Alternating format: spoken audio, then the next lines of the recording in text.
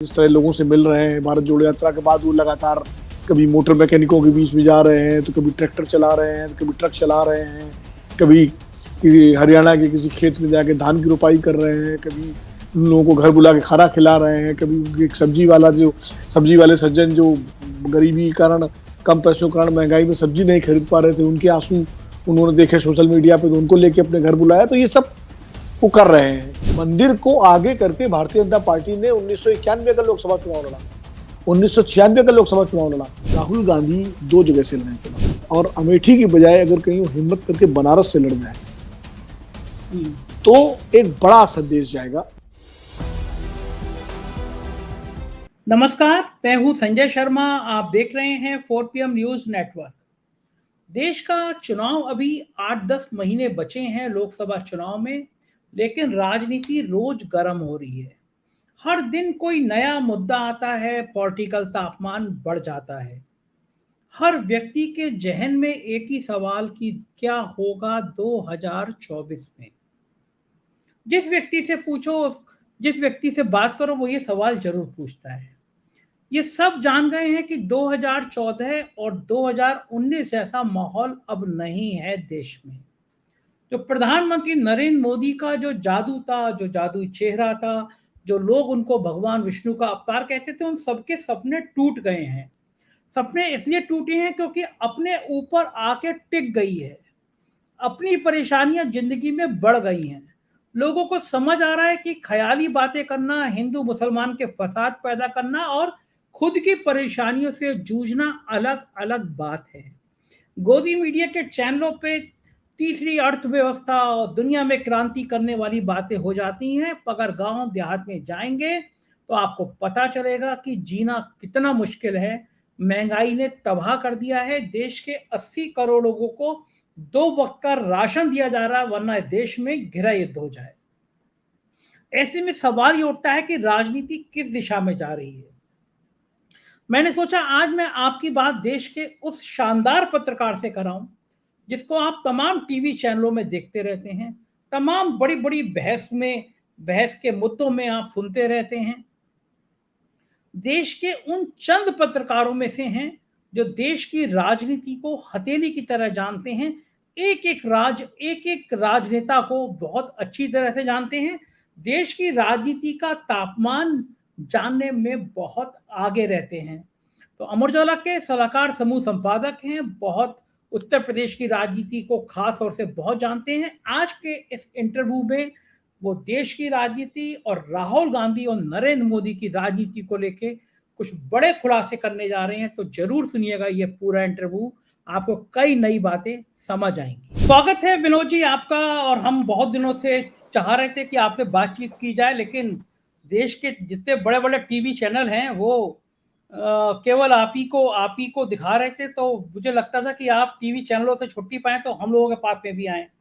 तो हम आजकल कई कई घंटों तक आपको तमाम देश के अलग अलग टीवी चैनलों में देखते रह रहे थे, और आपके पॉलिटिकल कमेंट दर्शक बहुत चाहते थे कि आपसे बात की जाए देश की राजनीति की। इस समय अचानक पिछले 2-3 महीनों से राजनीति में बहुत तेजी आई है, और खासतौर से राहुल गांधी को लेकर तेजी आई है। राहुल गांधी कर भी ऐसा रहे हैं, जब से उनकी सदस्यता बहाल हुई है, तो उसके बाद एक स्टेप, अब वो लद्दाख चले गए, उसके पहले कहीं ऐसे अचानक वो निकल जा रहे हैं। क्या ये आप मान रहे हैं पिछले 1 साल में एक नया राहुल गांधी कांग्रेस को मिल गया है, एक नया नेता मिल गया है जिसकी वजह से कांग्रेस में एनर्जी आ गई है? नहीं, देखिए, भारत जोड़ो यात्रा ने राहुल गांधी का कायांतरण कर दिया है। भारत जोड़ो यात्रा उन्होंने पूरी की जिस तरह से, और जिस पूरे उसके साथ शिद्दत के साथ वो पैदल चले, आंधी बारिश तूफान सर्दी गर्मी सब में उन्होंने, हर मौसम में उन्होंने जो है उस यात्रा को किया, और एक टी शर्ट पहन करके वो ठंड में चले, तो निश्चित रूप से लोगों पर इसका असर पड़ा, और उन्होंने भी बहुत कुछ सीखा। खुद कहते हैं कि भारत जोड़ो यात्रा से पहले मेरा कुछ और था और मैं कुछ और हूँ, मैंने लोगों से बहुत सीखा, मुझे तमाम तरह की, उनका कहना है, लोगों से मिलने में शक्तियाँ प्राप्त हुई, जैसा कि उन्होंने पार्लियामेंट में भी कहा। तो और उनके स्वभाव में, व्यवहार में भी बदलाव आया है। जिस तरह लोगों से मिल रहे हैं भारत जोड़ो यात्रा के बाद, वो लगातार कभी मोटर मैकेनिकों के बीच में जा रहे हैं, तो कभी ट्रैक्टर चला रहे हैं, तो कभी ट्रक चला रहे हैं, कभी किसी हरियाणा के किसी खेत में जाके धान की रोपाई कर रहे हैं, कभी उन लोगों को घर बुला के खाना खिला रहे हैं। कभी एक सब्जी वाले सज्जन जो गरीबी के कारण, कम पैसों के कारण, महंगाई में सब्जी नहीं खरीद पा रहे थे, उनके आंसू उन्होंने देखे सोशल मीडिया पे, तो उनको लेके अपने घर बुलाया। तो ये सब वो कर रहे हैं। तो एक तरह से अलग तरह की एक राजनीतिक शैली उन्होंने विकसित की है, और शायद ये शैली जो है कहीं ना कहीं लुप्त हो गई थी देश से। एक समय इस तरह के लोग करते थे, तमाम बड़े नेता जो थे पुराने, अगर आप गांधी जी से लेकर के और डॉक्टर लोहिया और तमाम सारे लोगों की अगर राजनीति देखें, तो लोगों से सीधा जुड़ने की एक शैली थी। तो देर सवेर जब से ये पॉलिटिक्स में कॉर्पोरेटाइजेशन हुआ, तब से वो शैली धीरे धीरे लुप्त होती चली गई, और नेता लोग जो है इवेंट मैनेजमेंट और उनकी जो टीमें हैं उन पर भरोसा करने लगे।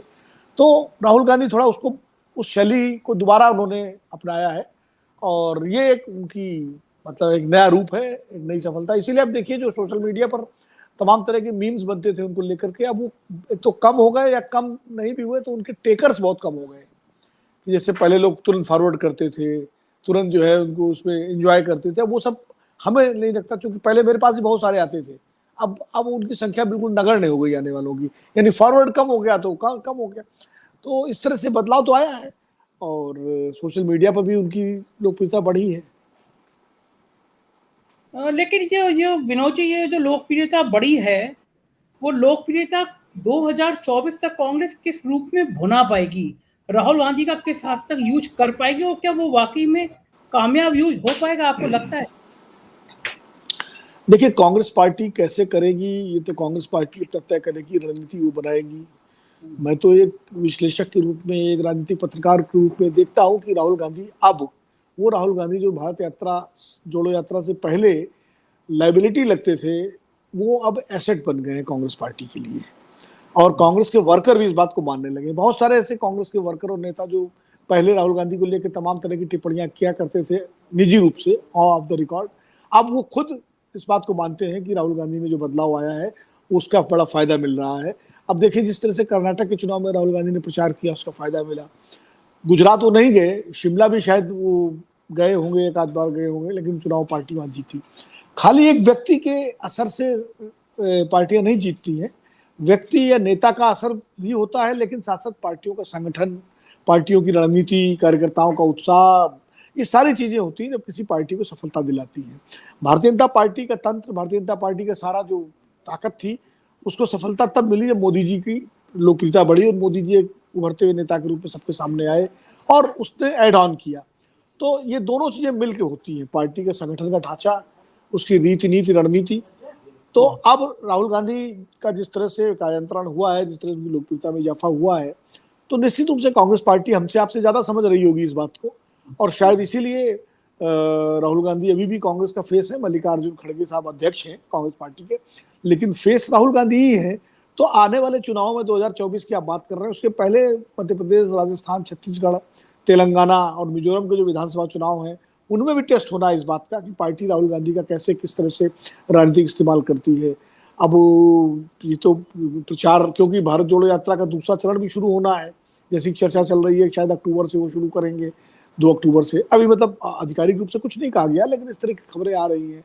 तो उस दौरान चुनाव भी तब तक विधानसभाओं के वहाँ आ जाएंगे नवंबर दिसंबर में, तो यात्रा के बीच में ही शायद चुनाव भी हों, तो कैसे चुनाव और यात्रा का एक संतुलन होगा, ये सब चीजें तय करनी होंगी लोगों को।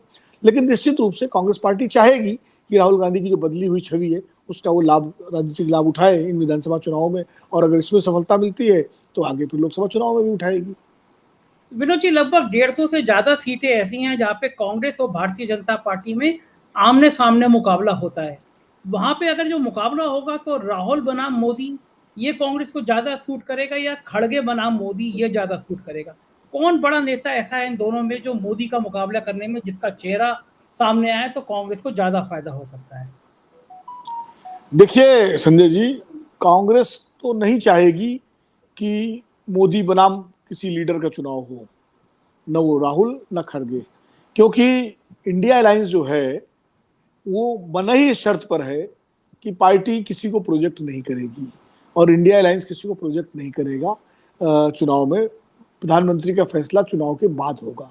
ये चीजें पहले ही जो पटना की बैठक थी उसमें ही तय हो गई थी, बेंगलुरु की बैठक में उस पर और ठप्पा लगा, और अब मुंबई की बैठक हो रही है, उसमें चीजें और स्पष्ट होंगी। तो ये तो एक सहमति बनी हुई है कि ना कांग्रेस किसी को प्रोजेक्ट करेगी, ना इंडिया अलायंस किसी को प्रोजेक्ट करेगा। बीजेपी की तरफ से मोदी जी होंगे, लेकिन इनकी तरफ से इंडिया अलायंस कैसा है कि मोदी बनाम मुद्दा चुनाव लड़ेंगे। लेकिन मैं इसलिए लगा रहा हूं कि प्रोजेक्ट ना करके भी कुछ चीजें अनरिटन होती है, अलिखित होती है। जैसे मान लीजिए खड़गे जी को इंडिया गठबंधन अपना अध्यक्ष बना देता है और नीतीश कुमार को संयोजक बना देता है और राहुल गांधी उसके एक नेता के रूप में कैंपेन करेंगे, तो ये तीन नेता तो कम से कम ऐसे होंगे जो पब्लिक के बीच में मैसेज जाएगा कि इनमें से कोई भी आगे आके कमान संभाल सकता है चुनाव के बाद। तो इसलिए हालांकि ममता जी भी हैं, अरविंद केजरीवाल भी हैं, उद्धव ठाकरे भी हैं, स्टालिन भी हैं, और भी बड़े नेता हैं। तो ये एक अघोषित किस्म का मैसेज होगा कि भाई अगर सरकार बनी तो शायद देश को पहला दलित प्रधानमंत्री मिल जाए। वो राहुल गांधी इस बात के लिए बड़े तैयार होंगे। सरकार जीती तो हो सकता है मोदी जी के ओबीसी कार्ड के मुकाबले नीतीश कुमार एक ओबीसी कार्ड है, तो ये भी एक उसका वो है। और राहुल गांधी एक जिस तरह की गरीब समर्थक और गरीबों के बीच अपनी एक छवि और लोकप्रियता बना रहे हैं, वो भी एक है। लेकिन मेरी जहां तक समझ है राहुल गांधी को लेकर के, जो मैंने उनको ऑब्जर्व किया है, वो शायद जब तक पूर्ण बहुमत कांग्रेस को नहीं मिलेगा, जो कि अभी 2024 में मिलने वाला नहीं है, स्थितियां हैं, वो शायद प्रधानमंत्री खुद नहीं बनेंगे। वो अगर ऐसी नौबत आई कि कांग्रेस नेतृत्व करे, अगर कोई स्थिति बनती है कि बीजेपी की जगह गैर बीजेपी सरकार बनती है और इंडिया गठबंधन को बनाने का मौका मिलता है, तो उसमें फिर फैसला होगा कौन बनेगा। तो उसमें कांग्रेस की तरफ से राहुल गांधी खड़गे जी का ही नाम सुझा सकते हैं, क्योंकि खड़गे जी कांग्रेस के अध्यक्ष भी हैं। और राहुल गांधी चूंकि आप देखिए सोनिया गांधी और राहुल गांधी की एक खास बात क्या है, वो सोशल पॉलिटिक्स जो है उसको बहुत आगे रखते हैं। जिस तरह सोनिया गांधी ने मनमोहन सिंह के रूप में देश को एक पहला अल्पसंख्यक प्रधानमंत्री दिया, अल्पसंख्यक बिरादरी से, सिखों माइनॉरिटी से, तो उसी तरह राहुल गांधी ये भी कर सकते हैं कि पहले दलित प्रधानमंत्री का एक रास्ता तैयार कर सकते हैं, जो देश के लिए भी बहुत वो होगा, महत्वपूर्ण होगा। तो मुझे लगता है कि मोदी बनाम राहुल या मोदी बनाम खड़गे की बजाय जो चुनाव जो लड़ेगी इंडिया, वो मोदी बनाम मुद्दे ही होंगे, ऐसा मैं देख रहा हूँ, ऐसा मैं समझ पा रहा हूँ, क्योंकि यही उनके हक में है। बीजेपी चाहती है इसको मोदी बनाम राहुल बनाना। उनको लगता है जब मोदी बनाम राहुल होगा तो मोदी जी की जो लोकप्रियता है राहुल गांधी से काफी ज्यादा है, उसका फायदा सीधा बीजेपी को मिलेगा। ये बीजेपी की रणनीति है।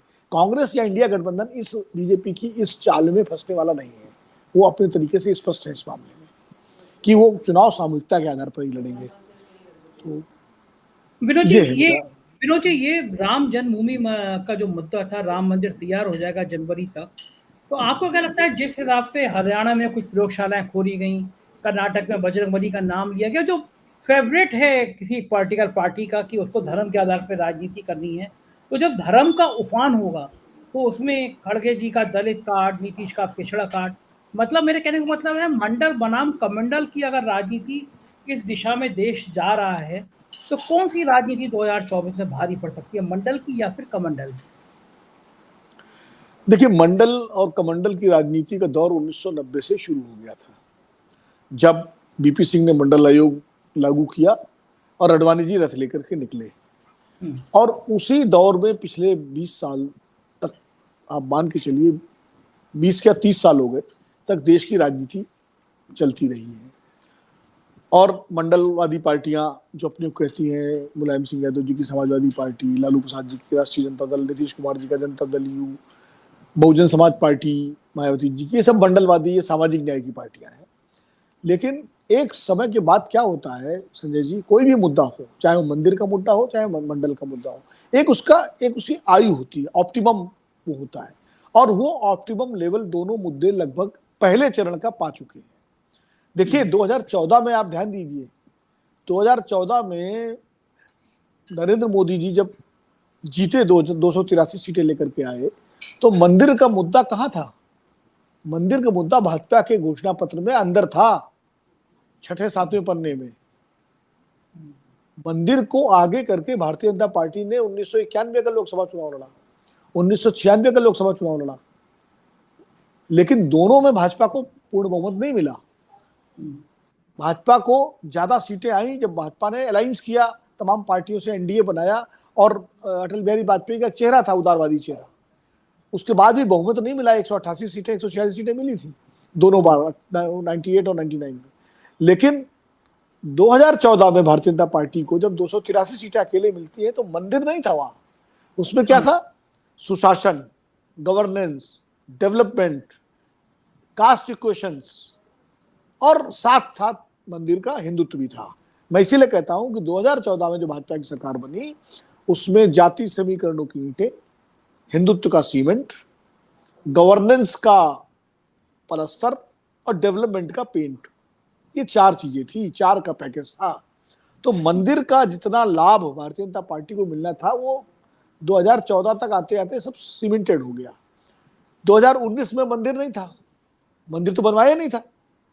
2019 तक तो मंदिर बना नहीं, तो लोगों को नाराज होना चाहिए था भाजपा से कि पूर्ण बहुमत की सरकार के बाद ही मंदिर नहीं बनाया। लेकिन पुलवामा आ गया तो राम मंदिर की बजाय राष्ट्र का मंदिर महत्वपूर्ण हो गया। तो राष्ट्र मंदिर पे चुनाव हो गया। राष्ट्र के राष्ट्रीय अखंडता, सुरक्षा, एकता पर मोदी जी ने सबसे जो उसको उन्होंने एक तरह से एक मुद्दा बनाया, नारा बनाया। पुलवामा और बालाकोट के बाद वहां भी मंदिर नहीं था। अब मंदिर का उद्घाटन होगा, बड़ा आयोजन होगा, निश्चित रूप से बहुत बड़ा आयोजन करेगी सरकार। भारतीय जनता पार्टी पूरी ताकत लगाएगी, सारा इवेंट जिस तरह से होता किया जाएगा, उसका एक लाभ मिलेगा। मैं नहीं कह रहा हूं लाभ नहीं मिलेगा, लेकिन जो मंदिर के नाम पर जो वोट देने वाला वोटर है भारतीय जनता पार्टी को, वो ऑलरेडी उसके साथ है, तो थोड़ा और सीमेंटेड हो जाएगा। लेकिन जो दूसरा वोटर है, जो बेरोजगारी, गरीबी, महंगाई, अमीर गरीबी खाही, ओपीएस, इन सारे मुद्दों को लेकर के जो इस वक्त थोड़ा जिसके अंदर एक वो है, उसमें कितना मंदिर के नाम पर वापस चला जाएगा बीजेपी के साथ, ये एक प्रश्न है। लेकिन जब अस्मिता की लड़ाई होगी, जब आइडेंटिटी पॉलिटिक्स होगी और दलित समाज को लगेगा कि हमारा भी पहला प्रधानमंत्री बन सकता है, भले घोषित ना हो, तो क्या उनके अंदर करंट नहीं आएगा? जिस तरह से मोदी जी का ओबीसी होना बीजेपी अपने लिए राजनीतिक रूप से भुनाती है, तो खड़गे जी का दलित होना भी तो इंडिया गठबंधन के लिए एक अतिरिक्त बोनस वाला पॉइंट है। तो मुझे लगता है कि मंडल बनाम कमंडल की जब लड़ाई होगी तो नए रूप में होगी। और आपने जैसे हरियाणा का एग्जाम्पल दिया, तो हरियाणा में कहाँ चला? नूहू में हुआ दंगा, लेकिन शांत हो गया। वहां खापों ने कह दिया, किसानों की खाप पंचायतों ने, चाहे वो जाट समाज के लोग हों, चाहे गुजर समाज के लोग हों या दूसरे हों, उन्होंने कहा हमें इस चक्कर झगड़ नहीं पड़ना है, ये सब हम तो सदियों से एक साथ रहे हैं, हमारे भाई हैं। और उन्होंने एकदम अपने को विड्रॉ कर लिया, तो इसीलिए जो पंचायतें हुई उनका कोई असर नहीं पड़ा। तो लोग, मैं ये नहीं कह रहा हूँ कि हिंदुत्व कोई जो है कमजोर है, हिंदुत्व की ताकत है, लेकिन सिर्फ हिंदुत्व चुनाव नहीं जीता सकता, सिर्फ जातीयता चुनाव नहीं जीता सकती। ये सब चीजें एड ऑन होती हैं। बहुत सारे दूसरे मुद्दे होते हैं जो पार्टियों को चुनाव जिताते हैं साथ मिल करके। इसलिए मैंने वो 4 चीजें बताई आपको। हिंदुत्व निश्चित रूप से भारतीय जनता पार्टी का एक बड़ा मुद्दा रहेगा, लेकिन उसके साथ साथ उसको उन सारे सवालों का भी सामना करना पड़ेगा जो लोगों के बीच में इस समय घूम रहे हैं। तो उनको कैसे काउंटर करती है, वो महत्वपूर्ण है। बिल्कुल ठीक है विनोद जी, एक चीज और पूछना चाहूंगा, चूंकि आप इतने बड़े समूह के संपादक रहे, उत्तर प्रदेश की राजनीति को तो आपने लेंस मतलब हथेली की तरफ पढ़ा है। एक एक जिला आप जानते हैं उत्तर प्रदेश की राजनीति में कब कहाँ क्या हो सकता है। देश का सबसे बड़ा राज्य है, सबसे ज्यादा सीटें देने वाला राज्य है। अगर खड़गे जी, चर्चा चल रही कांग्रेस के अंदर चलना शुरू हो गई कि सोनिया जी की आयु बहुत हो गई है, हो सकता है वो रायबरेली से ना लड़े, तो खड़गे जी 2 सीटों से लड़ जाए, कर्नाटक और रायबरेली, तो क्या उत्तर प्रदेश का दलित मायावती बनाम खड़गे में विभाजित हो सकता है, फिर बड़ा धड़ा दलितों का किधर जा सकता है अगर ऐसा होता है तो? देखिए, ये चर्चा तो चल रही है। अब खड़गे जी किस सीट से लड़ेंगे, कौन सी सीट सुरक्षित होगी जिससे वो लड़ेंगे, और अगर खड़गे जी दोनों सीटों से लड़ते हैं, कर्नाटक की किसी सीट से और उत्तर प्रदेश की किसी सीट से, चाहे रायबरेली हो, चाहे इटावा हो या बुंदेलखंड की कोई सीट हो। इटावा सीट में इसलिए कह रहा हूँ कि समाजवादी पार्टी का भी असर है, और दूसरा काशीराम जी को बाई इलेक्शन में मुलायम सिंह जी ने जिताया था वहां से, तो और वहां भी काफी उसका एक महत्व है। तो निश्चित रूप से एक संदेश तो जाएगा, ये वैसा ही संदेश जाएगा जैसे मोदी जी बड़ौदा से और बनारस से लड़े थे, तो उसका एक संदेश गया था और पूरा उत्तर प्रदेश से लेकर बिहार तक लोग जो है मोदी जी के समर्थन में खड़े हुए थे कि भाई प्रधानमंत्री घोषित थे वो बीजेपी की तरफ से। हालांकि खड़गे जी घोषित नहीं होंगे, लेकिन अगर 2 जगह चुनाव लड़ेंगे तो अपने आप ये एक संदेश चला जाएगा कि खड़गे जी को कांग्रेस आगे कर रही है और उसका असर तो पड़ेगा। मायावती जी को भी मजबूर होकर के कुछ ना कुछ फैसला लेना पड़ेगा इस मामले में, क्योंकि वो खड़गे जी का विरोध करने का जोखिम मोल नहीं ले सकती है। और इसको लेकर के फिर दलितों के अंदर बहुत, अगर उन्होंने विरोध किया, ये गलती की, तो काफी नुकसान उनको उठाना पड़ सकता है, क्योंकि ये पहली बार जो है जगजीवन राम जी के बाद राष्ट्रीय स्तर पर किसी दलित नेता को कांग्रेस ने आगे किया है। हालांकि जगजीवन राम जी के बाद में कांग्रेस छोड़ गए थे और जनता पार्टी में चले गए थे, जनता पार्टी के साथ चले गए थे, CFD बना के बाद में फिर लौटे, तो एक अलग। लेकिन इस बार तो कांग्रेस पार्टी की का जो प्रथम परिवार है वो तो खड़गे जी को बिल्कुल ससम्मान आगे कर रहा है हर जगह उनको। तो हमें लगता है कि अगर खड़गे जी उत्तर प्रदेश में चुनाव लड़े और उत्तर प्रदेश में उनके दौरे हुए तो उसका असर तो पड़ सकता है। ये भी एक बड़ी चीज। एक चीज मैं और आपसे संजय जी कहना चाहता हूँ, थोड़ी आउट ऑफ द बॉक्स है, जो आपने पूछा नहीं लेकिन मैं अपनी तरफ से कह रहा हूँ। अभी उत्तर प्रदेश कांग्रेस के जो नए अध्यक्ष हैं अजय राय जी, उन्होंने कल कहा कि राहुल गांधी अमेठी से लड़ेंगे चुनाव और प्रियंका जी चाहे तो बनारस से लड़ सकती हैं, हम लोग पूरा जी जान लगा देंगे। बाद में अमेठी वाले को भी उन्होंने थोड़ा सा डाइल्यूट किया उस बयान को, क्योंकि ये फैसला तो राहुल जी को करना है, इसकी घोषणा अजय राय नहीं करेंगे, इसकी घोषणा तो खड़गे जी करेंगे या कांग्रेस पार्टी की सेंट्रल लीडरशिप में से कोई करेगा। तो शायद अजय राय जी ने जल्दी कर दी। मेरा इसमें एक और मेरी धारणा है, अगर कांग्रेस पार्टी थोड़ा जोखिम ले, हिम्मत करे जिसको कहते हैं, तो खड़गे जी को लड़वाए उत्तर प्रदेश से, नीतीश कुमार उत्तर प्रदेश से लड़े किसी सीट से, प्रियंका जी किसी सीट से लड़े, और राहुल गांधी 2 जगह से लड़े चुनाव। वायनाड से तो लड़े ही लड़े, और अमेठी की बजाय अगर कहीं वो हिम्मत करके बनारस से लड़ जाए तो एक बड़ा संदेश जाएगा बनारस से। देखिए, मोदी जी को हराना नामुमकिन है आज की तारीख में, बिल्कुल, इसमें कोई किसी को शक नहीं होना चाहिए, मुझे भी कोई शक नहीं है। और मैं ये नहीं कह रहा कि वो राहुल जी वहां जाएंगे तो हरा ही देंगे उनको। राहुल जी के सामने कोई क्या कहते हैं, खोने का कुछ नहीं है, क्योंकि चूंकि अमेठी का चुनाव अपनी सीट से स्मृति ईरानी से हार चुके हैं। स्मृति ईरानी और मोदी जी की तुलना में जमीन आसमान का अंतर है। मोदी जी देश के प्रधानमंत्री हैं, लगातार 2 बार प्रधानमंत्री हैं और सबसे लोकप्रिय नेता हैं, इसमें कोई 2 राय नहीं। आज की तारीख में सबसे बड़े नेता हैं।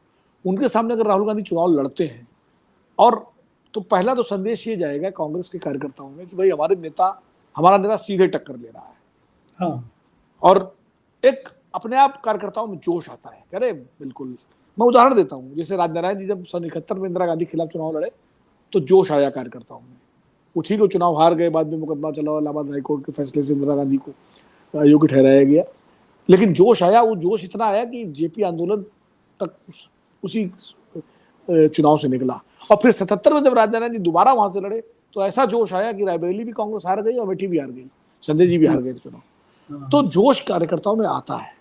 मैं नहीं कह रहा मोदी जी को, ये मैं तो अभी भी कह रहा हूँ, मोदी जी तभी जीतेंगे वहां से चुनाव, लेकिन अगर राहुल गांधी को वोट अच्छे मिल गए, और वायनाड से तो जीत ही जाएंगे, वहां तो कोई शक नहीं किसी तरह का, तो सांसद तो बने ही रहेंगे, लेकिन यहाँ कार्यकर्ताओं में ताकत बढ़ जाएगी बिल्कुल। और वो फिर उसका फायदा इंडिया गठबंधन को मिलेगा। और भाजपा के लिए तब थोड़ा सा कड़ी चुनौती होगी, जो अभी उत्तर प्रदेश में भाजपा को एक केक वॉक वाली स्थिति है आज की तारीख में। आज की तारीख में उसकी 64 सीटें हैं। वो दावा कर रहे हैं हम 2014 से भी बढ़िया प्रदर्शन करेंगे। उनका कहना है कि हम 80 के 80 जीतेंगे और 70, 71, 72 तो अब जीत ही लेंगे गठबंधन। तो लेकिन अगर ये स्थिति परिस्थिति बन जाती है कि खड़गे जी लड़े, नीतीश कुमार उधर लड़े, इधर जो है राहुल गांधी यहाँ से लड़ जाए, प्रियंका जी कहीं से लड़ जाए, तो निश्चित रूप से फिर उत्तर प्रदेश के माहौल में एक अलग तब्दीली आएगी। और तब भारतीय जनता पार्टी के लिए कड़ी चुनौती होगी उत्तर प्रदेश में, जो अभी उसके लिए बिल्कुल केक वॉक है। ये आउट ऑफ द बॉक्स मेरा ऐसे थिंकिंग है। मैं नहीं कह रहा हूँ, सुनिए, मैं नहीं कह रहा हूँ कि ऐसा होगा, ये भी नहीं कह रहा हूँ कि ऐसा कांग्रेस पार्टी कोई मेरी सलाह मान लेगी। मैं कोई ऐसा, ना मुझे कोई भ्रम है, ना मुझे कोई गलतफहमी है कि मैं आपसे चैनल पे जो बोल रहा हूँ तो कोई मान ले। मैं तो, मेरी अपनी एक सलाह है, एक राय है विश्लेषक रूप में। और वैसे भी आपके ही चैनल पर एक ज्योतिषी जी, आचार्य राजीव नारायण शर्मा जी की भविष्यवाणी है कि राहुल गांधी की कुंडली बड़ी मजबूत है, वो कहीं से भी चुनाव लड़ जाए, उनका तो ये भी कहना है। तो विनोद जी, राजीव जी ने, जो जोशी जी है, उन्होंने तब कुछ जिक्र नहीं था, तब भी कह दिया था अमेठी और बनारस से गांधी परवारी। तो अजय राय के बयान के बाद शुरुआत हुई चर्चा की बात हो गई। अब वो तो उनकी ज्योतिषीय गणना है, उसमें मैं कुछ करना नहीं है। कह सकता, लेकिन मैं क्योंकि विनोद जी वो बताऊँ, है ना। विनोद जी, जब पार्लियामेंट में स्मृति ईरानी ने अभी मणिपुर वाले अविश्वास प्रस्ताव पे जिक्र किया तो अगले दिन मैं अमेठी गया और 3 दिन मैं अमेठी में रहा। मैं ये हाँ, चेक करने गया कि वो रिपोर्ट वो देखी थी मैंने आपकी, वो वो पूरा पूरा विनोद जी वीडियो देखा मैंने आपका। गजब गजब था अमेठी में। मतलब मैं कल्पना नहीं कर सकता था अमेठी में राहुल गांधी की इतनी दीवानगी से याद भी हो रही है। स्मृति ईरानी को मतलब कहना नहीं चाहिए, लेकिन आसान नहीं रहेगा चुनाव लड़ना, जीतना नहीं, इस उसका बार। उसका उसका एक बड़ा कारण ये है संजय जी, कि अमेठी के लोगों को संजय गांधी के जमाने से ही एक प्रिविलेज हासिल हुआ। हाँ, हाँ, जब संजय जी 77 में हार गए, लेकिन 80 में लड़े चुनाव और जीते, सरकार बन गई इंदिरा जी की। संजय जी बहुत बड़े ताकतवर थे राजनीतिक रूप से, तो एक विशेषाधिकार अमेठी के लोगों को मिला। वो विशेषाधिकार उनका लगातार चलता रहा, यहाँ तक कि कैप्टन सतीश शर्मा भी जब वहां से चुने गए तब भी वो विशेषाधिकार था, जो कैप्टन साहब नरसिम्हा राव सरकार में मंत्री थे, तो भी अमेठी के लोग आकर के पूरे ठसक के साथ दिल्ली आते थे, और कुछ भी काम हो, बच्चे का एडमिशन हो सेंट्रल स्कूल में, अस्पताल में किसी को दिखाना हो, एम्स से लेके किसी जगह, किसी की नौकरी हो, किसी का तबादला हो, किसी को पुलिस परेशान कर रही है वो मसला, कोई भी काम हो, अमेठी के लोग बड़ी ठसक के साथ आते थे। और अभी तक 2019 तक की बात मैं कर रहा हूँ, जब तक राहुल गांधी वहां से एमपी रहे 2014 के बाद तक, कि किशोरीलाल शर्मा जी जो उनका काम देखते थे, उनके जहाँ वो ऑफिस था उनका 6 तालकटोरा मार्ग, वहां आप देखिए कि अमेठी के लोग भरे रहते थे, रायबरेली से ज्यादा अमेठी के लोग, रायबरेली वाले भी होते थे अमेठी के लोग, और वो एक चिट्ठी रिट चलती थी उनकी। तो वो इनका जो रुतबा था अमेठी के लोगों का, कि हाँ हम अमेठी से आए हैं, वो अमेठी जहाँ से राजीव गांधी, जहाँ से सोनिया गांधी, संजय गांधी, जहाँ से राहुल गांधी, वो अमेठी, हम उस अमेठी से आए हैं। वो एक किस्सा किसी ने बताया मुझे, एक बार किसी का इंटरव्यू था कि वो रेलवे का टिकट लेने गए वहां पर मुंबई सेंट्रल स्टेशन पर, तो सीट नहीं थी, बर्थ नहीं थी, तो जब भरा फार्म में अमेठी, तो जो टिकट काउंटर पे जो सज्जन बैठे थे उन्होंने कहा, अरे आप अमेठी से? उनका हाँ। अरे बोले फिर लाइए मैं आपके लिए कुछ, वो अमेठी के नाम से उन्होंने उनको बर्थ अलॉट कर दी। तो इस तरह के जो प्रिविलेजेस मिलते थे लोगों को, स्मृति जी के बाद बनने के बाद वो खत्म हो गए, क्योंकि स्मृति जी अच्छी नेता है, ठीक है, बहुत वो है, मंत्री है, केंद्रीय मंत्री है भाजपा में, लेकिन जो हैसियत राहुल गांधी की कांग्रेस में है, जो हैसियत राजीव गांधी की थी, जो सोनिया जी की, वो तो स्मृति जी की बीजेपी में नहीं है ना। मैं कहूँगा जैसे बनारस के लोग हैं आज, भाई मोदी जी को चुन के भेजते हैं, तो उनके अंदर एक विशेष भाव है कि हम प्रधानमंत्री के क्षेत्र के हैं, तो वैसा ही एक विशेष भाव अमेठी के लोगों में था। अब वो अमेठी के लोगों में वो महत्व नहीं मिल रहा, तो निश्चित रूप से आप जो कह रहे हैं उनको एहसास हो रहा है कि हमने क्या कर दिया। तो ये इसलिए अमेठी के लोगों का जो आप कह रहे हैं, और उस परिवार के प्रति उनका तो पुराना लगाव रहा है अमेठी के लोगों। देखो विनोद जी, आखिरी सवाल 2024 में, मुझे पता है कि आपका जवाब ये होगा कि मैं जोशी नहीं हूं, लेकिन मैं ये दावे के कह सकता हूं कि राजनीति की जितनी नब्ज आप पहचानते हो उतना को देश का शायद ही कोई पत्रकार पहचानता हो। अगर चुनाव 1 महीने बाद हो जाए, मैं अब 7-8 महीने की बात नहीं कह रहा, चुनाव 1 महीने बाद हो जाए, तो 2024 में क्या किसी को पूरी सत्ता आते हुए एक पार्टी को आप देख रहे हैं? 1 महीने का मतलब तो फिर 2023 में ही हो जाएंगे ना, फिर हम अगर मान लीजिए, कल्पना करता हूं मैं कि मतलब 1 महीने बाद चुनाव हो, तो क्या तो किसी आप, को आपके हिसाब से पॉलिटिकल पार्टी, किसी भी पार्टी को सत्ता मिल सकती है? नहीं देखिए, अभी आज की तारीख में तो अभी भी बीजेपी का पलड़ा भारी है। मैं आपको इस बात को बताऊं, जो मेरा अपना वो है मूल्यांकन है, आकलन है, भविष्यवाणी में नहीं करता, अभी भी मैं ये कहूं कि बीजेपी एकदम से चली गई और कांग्रेस पार्टी या इंडिया गठबंधन एकदम 272 सीटें लेके सरकार बना रहा है, अभी तो आज की तारीख में मुझे ऐसा नहीं लगता है। इसीलिए मैं कह रहा हूं कि चुनाव अभी जो समय पर अगर होते हैं अप्रैल मई में, ऐसी संभावना है, तो तब तक क्या होगा, तब तक बहुत, क्योंकि अभी इंडिया गठबंधन बना है, अभी सीटों का बंटवारा नहीं हुआ है। हालांकि अभी एक सर्वे आया, एक चैनल का, एक क्रेडिबल चैनल का सर्वे आया, जिसमें सीटें तो उन्होंने एनडीए को ज्यादा दिखाई, 318 के आसपास, बीजेपी को भी दिखाई 290 के आसपास सीटें, लेकिन जो वोट शेयर है वो आप देखिए 42% एनडीए का है और 40.9% जो है वो इंडिया गठबंधन का है। तो ये अपने आप में एक बड़ी आश्चर्यजनक बात है। सीटें भले इसमें ज्यादा, लेकिन वोट शेयर जो है, जो उसका सर्वे है, तो ऐसे में ये जो है, ये टाइम्स नाउ ईटीजी उसका सर्वे जो है आया है।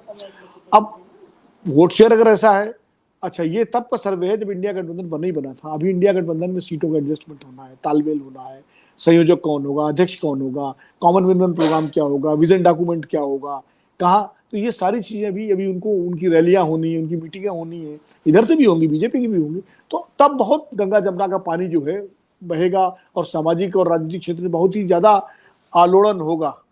तो उसके बाद क्या नतीजे निकलते हैं वो दिलचस्प होंगे, देखने वाले होंगे। लेकिन हाँ, चुनाव मजेदार होगा।